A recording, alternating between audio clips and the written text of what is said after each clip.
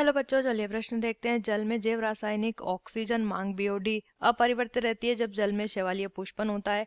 का जल में ऑक्सीजन की सांद्रता में कोई संबंध नहीं होता है। जल में साल्मोनेला की मापक है में वृद्धि होती है जब जल में अफवाह मिश्रित होता है। आइए जान लेते हैं यहाँ पे हमारे प्रश्न की मुख्य अवधारणा। हमारे प्रश्न की मुख्य अवधारणा यहाँ पर संबंधित है, हमें बताना है बीओडी के बारे में।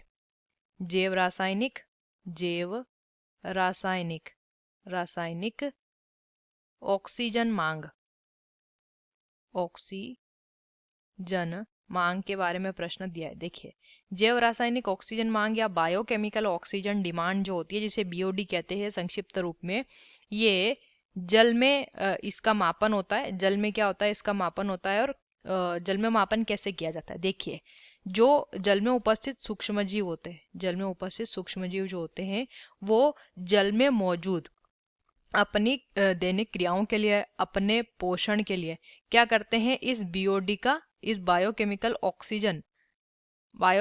ऑक्सीजन यानी कि बीओ का क्या करते हैं, प्रयोग करते हैं। और ये प्रयोग, इसकी जो प्रयोग की जो मात्रा होती है, या इस उपयोग की जो ऑक्सीजन की मात्रा होती है, उसी को जैव रासायनिक ऑक्सीजन मांग कहते हैं। लेकिन जब किसी जल स्रोत में क्या करते हैं, अपवाह को मिला देते हैं। अपवाह यानी कि क्या हो गया, वाहित मल हो गया, गंदा पानी, रसायन।